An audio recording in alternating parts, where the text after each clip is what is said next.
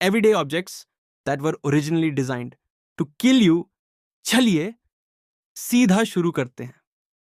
Number 10, वो spring जो जहाज के हथियारों को संभालता था लेकिन बन गया बचपन का सबसे प्यारा खिलौना। 1943 में एक नेवल इंजीनियर रिचर्ड जेम्स काम कर रहा था स्प्रिंग्स पे जो वॉरशिप के सेंसिटिव इंस्ट्रूमेंट्स और गन माउंट्स को हिलने से रोकते थे। समुंदर में जहाज जब हिलता है तो उसके अंदर रखे सेंसिटिव मीटर्स और मेजरिंग टूल्स भी हिल जाते हैं और गलत रीडिंग दे देते हैं। तो रिचर्ड एक ऐसी स्प्रिंग बनाना चाहता था जो झटकों को एब्जॉर्ब कर ले ताकि जहाज के अंदर सब कुछ स्टेबल रहे। एक दिन उसके डेस्क से एक स्प्रिंग गिर गई और वो गिरी नहीं, वो वॉक करके नीचे गई, एक स्टेप से दूसरे स्टेप तक, जैसे कोई जिंदा चीज हो। उसका पहला ख्याल यह नहीं था कि यह नेवल इक्विपमेंट के लिए परफेक्ट है। उसका ख्याल था ये तो बच्चे खेलेंगे इसके साथ। वो अपनी बीवी के पास गया, नाम सोचा स्लिंकी, और 1945 में बाजार में उतारा। पहले ही 90 मिनट में 400 पीसेस बिक गए। आज भी वही टॉर्शन स्प्रिंग जो कभी बैटलशिप के इंस्ट्रूमेंट्स को स्टेबल रखता था, तुम्हारे बचपन की सीढ़ियों पे उतरती है बिना किसी मोटर या बैटरी के। नंबर 9, वो जूती जो घोड़े पे बैठे हुए इंसान को मारने में मदद करती थी लेकिन बन गई दुनिया की सबसे फैशनेबल चीज, हाई हील्स। आज तक लोग सोचते हैं ये सिर्फ फैशन स्टेटमेंट है, लेकिन हील का ओरिजिनल काम कुछ और था। पर्शिया में 10वीं सदी के आसपास कैवलरी सोल्जर्स, घोड़े पे बैठे हुए तीरंदाज, एक प्रॉब्लम फेस करते थे। जब वो घोड़े की स्पीड पे तीर चलाते थे उनके पांव स्टिरअप से फिसल जाते थे, और अगर तुम्हारा पांव फिसला तो तुम घोड़े से गिर सकते हो या अपना बैलेंस खोके अपना ही तीर चला बैठे। तो उन्होंने अपनी जूती में एक छोटी सी हील लगाई। यह हील स्टिरअप में लॉक हो जाती थी और सोल्जर अपनी सीट पे स्टेबल खड़ा रह सकता था, तीर चलाते हुए दुश्मन को मारते हुए पूरी स्पीड पे। ये एक कॉम्बैट टूल था लिटरली। जब ये डिजाइन 17वीं सदी के यूरोप पहुंची, अरिस्टोक्रेट्स ने हील्स पहनना शुरू कर दिया सिर्फ स्टेटस दिखाने के लिए, बिना कभी घोड़ा चलाए या तीर चलाए। धीरे धीरे यह मर्द फिर औरत दोनों का फैशन बन गया और वो ओरिजिनल कॉम्बैट ग्रिप वाला काम सब भूल गए। नंबर 8, वो टेप जो बुलेट क्रेट्स को पानी से बचाता था लेकिन बन गया हर घर का इमरजेंसी फिक्स। वर्ल्ड वॉर 2 के दौरान यूएस मिलिट्री को एक प्रॉब्लम थी। उनके एम्यूनिशन क्रेट्स जिनमें बुलेट्स एंड वेपन्स रखे जाते थे नमी से खराब हो जाते थे जब वो ह्यूमिड जंगल्स या समुंदर के रास्ते भेजे जाते थे। तो उन्होंने एक वाटरप्रूफ क्लॉथ बैक टेप बनवाया जो तुरंत सील कर देता था और पानी को अंदर नहीं आने देता था। सोल्जर्स इसे डक टेप बुलाते थे क्योंकि पानी इसके ऊपर से बत्तख की तरह फिसल जाता था। सोल्जर्स इसको सिर्फ क्रेट्स ही नहीं, बूट्स और जीप के पार्ट्स फिक्स करने के लिए भी यूज करते थे। वॉर खत्म होने के बाद ये टेप घर घर में आ गया, कलर बदला, ग्रे हो गया, और नाम भी थोड़ा बदला, डक्ट टेप, क्योंकि लोग इसे घर के डक्ट वर्क में यूज करते थे। आज तुम जो भी टूटा हुआ सोफा, लीकिंग पाइप या फटा हुआ जैकेट फिक्स करते हो वो उसी टेप से हो रहा है जो कभी बुलेट्स को दुश्मन तक सुरक्षित पहुंचाने के लिए बनाया गया था। नंबर 7, वो ग्लू जो स्नाइपर राइफल के लिए फेल हो गया लेकिन जंगल में सोल्जर्स की जान बचाने लगा। 1942 में एक केमिस्ट डॉक्टर हैरी कूवर काम कर रहा था एक क्लियर प्लास्टिक बनाने पे जो राइफल के गन साइट्स में यूज हो सके ताकि सोल्जर्स दुश्मन को ज्यादा एक्यूरेटली देख सकें और मार सकें।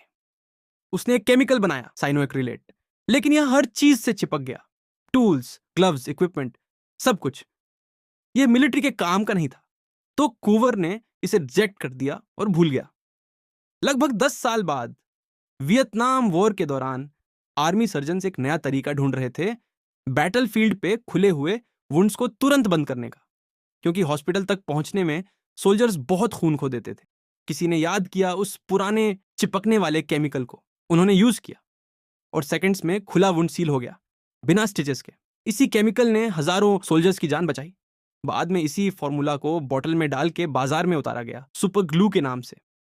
वही चीज जो एक वेपन एक्सेसरी बनने में फेल हो गई थी आज तुम्हारे घर में टूटी हुई चीजें जोड़ती है। नंबर 6, वो स्प्रे जो एक न्यूक्लियर मिसाइल को जंग लगने से बचाता था, लेकिन बन गया हर गैराज का स्टेप। 1953 में कैलिफोर्निया की एक छोटी सी कंपनी, रॉकेट केमिकल कंपनी, एक स्पेसिफिक प्रॉब्लम सॉल्व करने की कोशिश कर रही थी। एटलस मिसाइल जो एक nuclear capable intercontinental ballistic missile था, उसकी धातु की बॉडी पे जंग लग जाता था। अगर मिसाइल की स्किन कोरोड हो जाए तो उसमें लीक हो सकता है, और एक मिसाइल जो दुनिया के दूसरे कोने तक न्यूक्लियर वॉरहेड ले जाने के लिए बना हो, उसका फेल होना बहुत बड़ा रिस्क। साइंटिस्ट ने 40 बार अलग अलग फॉर्मूला ट्राई किया। WD-40 वाटर डिस्प्लेसमेंट, 40वां फॉर्मूला।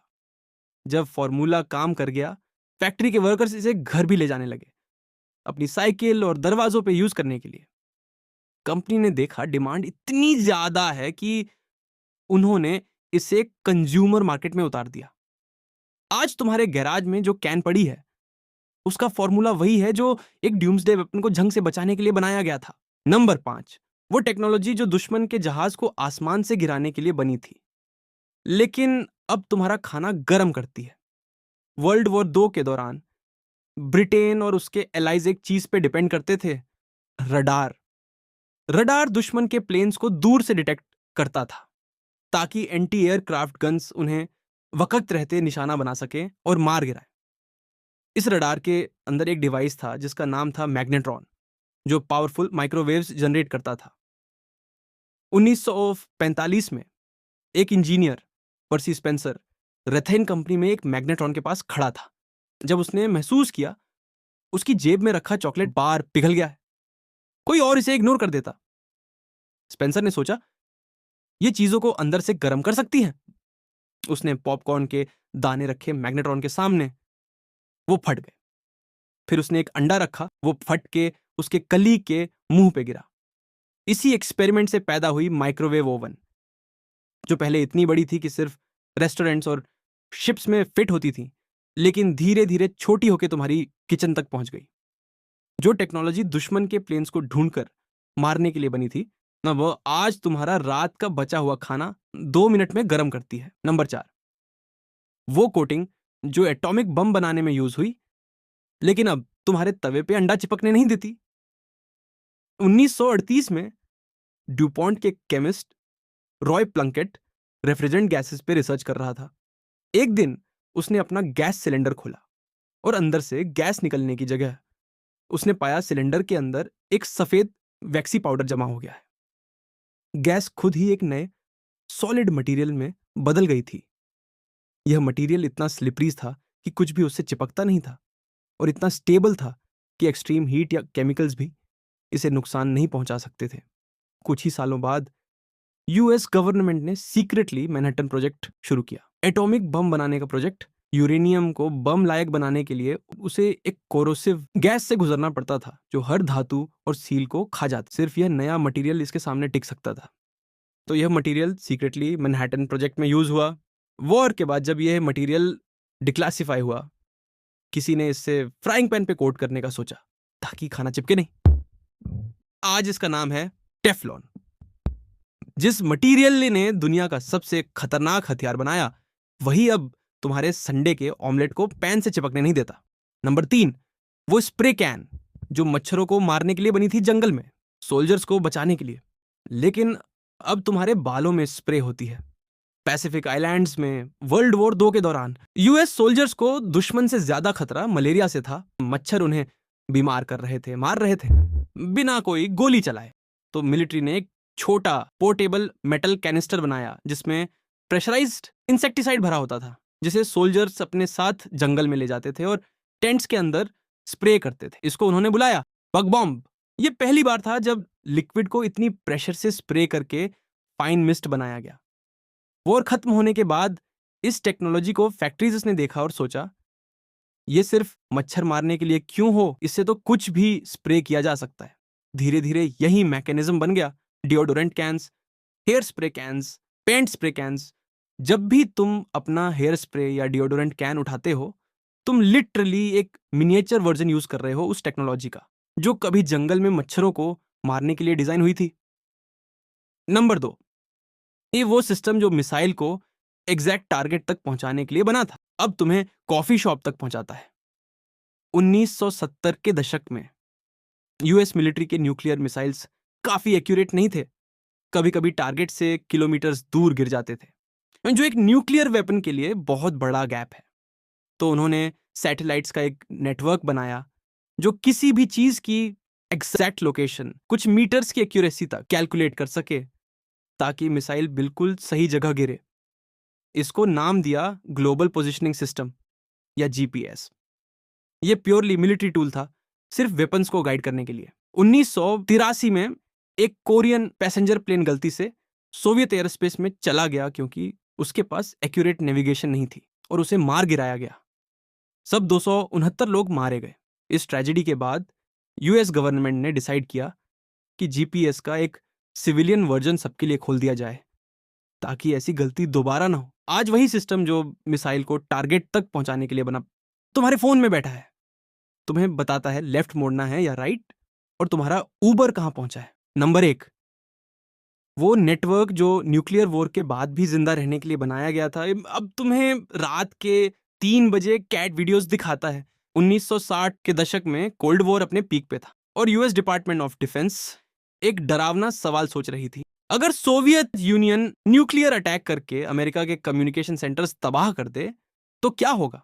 अगर एक ही जगह से सारा कम्युनिकेशन कंट्रोल होता, एक बम पूरी मिलिट्री को अंधा कर सकता था। तो DARPA, defence advanced research projects agency ने एक ऐसा नेटवर्क डिजाइन किया जिसका कोई एक सेंटर ही नहीं था। अगर इसका एक हिस्सा तबाह हो जाए, बाकी पूरा नेटवर्क काम करता रहे, इंफॉर्मेशन दूसरे रास्ते से अपनी मंजिल तक पहुंच जाए।